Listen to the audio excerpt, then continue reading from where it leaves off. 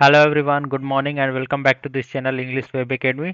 तो डेली की तरह हम यहाँ पे द हिंदू एडिटोरियल वोकैबुलरी के वर्ड मीनिंग्स को देखते हैं। हर एक वर्ड के आपको हिंदी मीनिंग के साथ उसके एटलीस्ट 3 to 4 साइनोनिम्स इंक्लूड करके और एडिटोरियल से कुछ इंपॉर्टेंट इडियम्स एंड फ्रेजेस भी चूज करके एक पीडीएफ को तैयार करते हैं यहाँ पे और हम पढ़ते हैं।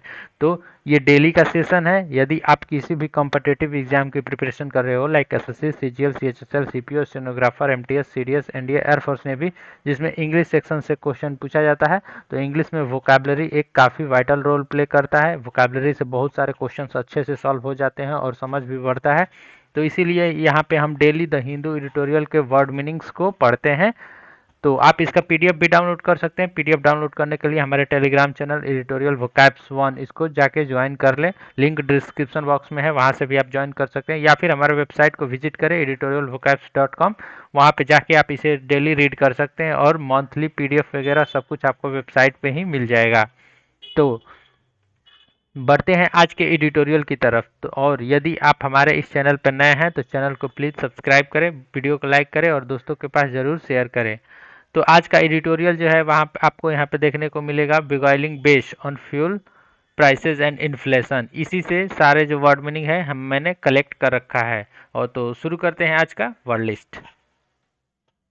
फर्स्ट वर्ड देखते हैं। फर्स्ट वर्ड जो एडिटोरियल के हेडिंग में ही था, वेगाइल। इट मीन्स कि मोहना या फिर किसी को अपने प्रति आकर्षित करना। क्या करना? अपने प्रति आकर्षित करना। इसके लिए भी इस वर्ड का यूज किया जाता है। साइनोनिम्स इसके देख लेते हैं। Charm, attract. अट्रैक्ट तो सभी को पता होगा। इंचेंट यानी होता है लुभाना या फिर किसी को अपनी तरफ आकर्षित करना। तो ये तीन इसके आपको साइनोनिम्स देखने को मिलेगा। काफ़ी इंपॉर्टेंट वर्ड है और एसएससी में पूछा हुआ भी वर्ड है। नेक्स्ट है सेकंड नंबर, जो कि एक फ्रेज के रूप में इसका यूज किया जाता है, ब्रिंग डाउन, यानी कि cause someone to lose power. जैसे कि किसी के पास कोई भी व्यक्ति हो, कोई पर्सन हो, अपना जो है स्ट्रेंथ। स्ट्रेंथ यानी क्या होता है? स्ट्रेंथ यानी कि पावर, क्षमता, एबिलिटी, कैपेबिलिटी, वो क्या कर रहा है? धीरे धीरे खो रहा है। तो उसके लिए हम ब्रिंग डाउन फ्रेज का यूज करते हैं। ब्रिंग डाउन फ्रेज, इसे याद रखेंगे। ये अक्सर आपको फिलर में देखने को मिलता है, यानी कि फिल इन द ब्लैंक्स वगैरह में ये सब पूछा जाता है। नेक्स्ट है third number word, gathering. Gathering का मतलब होता है लोगों का जमाव या फिर एक जगह जब लोग ज़्यादा, एक से ज़्यादा इकट्ठा हो जाते हैं तो उसे गैदरिंग कहा जाता है। जैसे कि कोई रैली ही हो। रैली में क्या होता है? बहुत सारे लोग एक जगह आके एक जगह भीड़ करते हैं, एक जगह जुड़ते हैं, तो उसी को कहा जाता है गैदरिंग। वहाँ पे क्या हुआ? गैदरिंग हुआ, यानी कि लोगों का जमाव हुआ है। इसलिए साइनोनिम्स देखें इसका, असेंबल। असेंबल यानी होता है एक जगह जब लोग जुड़ते हैं, तो उसे हम असेंबल कहते हैं। Meet, mob. मोब यानी होता है भीड़। तो भीड़ होगा तो आपको वहाँ पे जमाव होगा ही, लोगों का जमाव होगा। ठीक, तो ये तीन इसके साइनोनिम्स है और एसएससी का पूछा हुआ वर्ड है। काफ़ी इंपॉर्टेंट वर्ड है, इसे आप ध्यान में रखेंगे। नेक्स्ट है फोर्थ नंबर वर्ड, अप्रिसिएबल, यानी कि अच्छा खासा। जैसे कोई कहा जाता है ना कि हाँ ये अच्छा खासा, बढ़िया है, यानी कि इसे जो है हम पॉजिटिव वे में लेते हैं। और साइनोनिम्स इसके देखें तो कंसिडरेबल, सब्सटेंशियल, ये दो आपको यहाँ पे साइनोनिम्स है। आप इसका पीडीएफ डाउनलोड करने के लिए टेलीग्राम चैनल को जरूर ज्वाइन करें, एडिटोरियल वोकैब्स 1। तो बढ़ते हैं अगले वर्ड मीनिंग की तरफ। और अगला वर्ड मीनिंग है हमारा 5 नंबर, इरोडेड। इट मीन्स कि धीरे धीरे छीड़ करना। वही जो किसी का पावर, पोटेंस, स्ट्रेंथ, एबिलिटी होता है, जैसे किसी का पावर हो, अब वो धीरे धीरे क्या हो रहा है? धीरे धीरे खत्म हो रहा है, धीरे धीरे उसमें कमी हो। जैसे कि कोई व्यक्ति, कोई पर्सन ही है, वो पहले बचपन से जवानी में फिर बुढ़ापा में चला जाता है, तो बुढ़ापा में जाने के बाद उसकी शक्ति धीरे धीरे एकदम कम होने लगती है। और सबसे ज़्यादा होती है कब? जब वह जवानी में होता है। ठीक, तो इसी को कहा जाता है इरोडेड, यानी कि धीरे धीरे शक्ति को छीड़ करना, कम करना, यानी कि ग्राइंड डाउन, क्रोअम्बल। ये दो इसके साइनोनिम्स हैं और काफ़ी अच्छे वर्ड है। नेक्स्ट है 6 नंबर वर्ड, श्रिंक। और श्रिंक से ही वर्ड जो पूछा जाता है एसएससी में वो होता है श्रिंकेज। श्रिंकेज का मतलब समझे? या फिर श्रिंक का मतलब सिकोड़ देना या फिर कम कर देना, उसे एक छोटे से, यानी कि एकदम बड़ा से छोटा कर देना, उसे सिकोड़ कर, उसे कम करके, तो उसे हम कहते हैं श्रिंकेज। यानी कि क्या हुआ? या फिर इसको जो है हम कमी करने के लिए भी यूज करते हैं।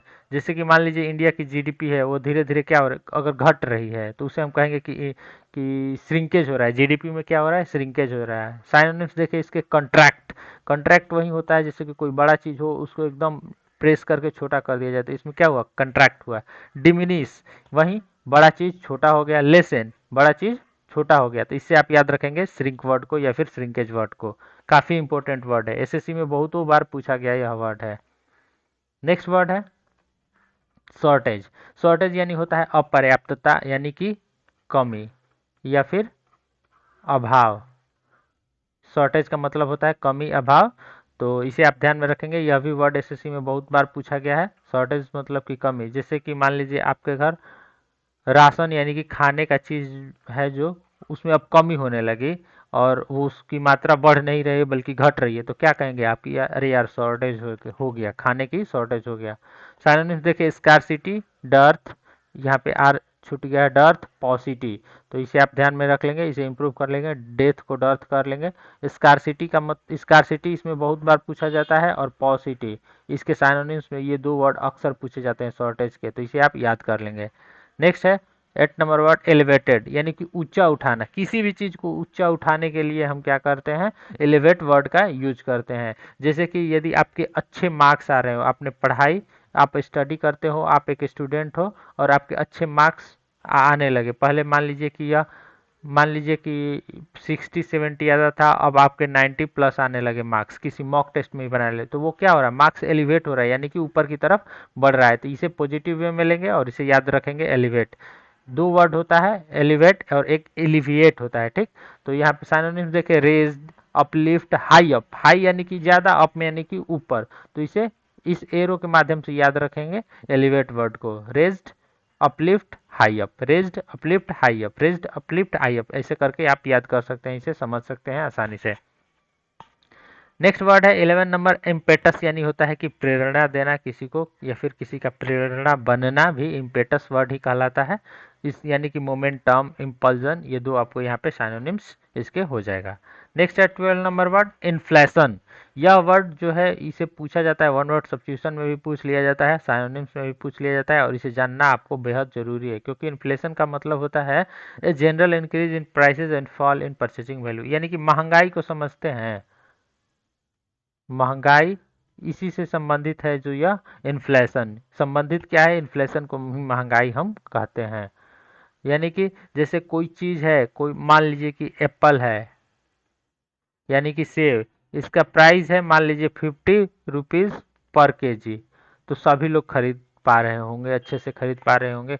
अब यह जो है यह इंक्रीज होकर 150 रुपीज हो गया, तो अब यह क्या हो गया, बहुत ज़्यादा इसके प्राइस में महंगा हो गया। तो अब यहाँ पे जो सस्ता था, यहाँ पे रेट कम था, तो परचेजिंग पावर क्या था, अधिक था। अब यह महंगा हो गया तो परचेजिंग पावर क्या हो गया, घट गया। तो इसी को कहा जाता है इन्फ्लेशन यानी कि महंगाई। नेक्स्ट वर्ड की तरफ बढ़ते हैं।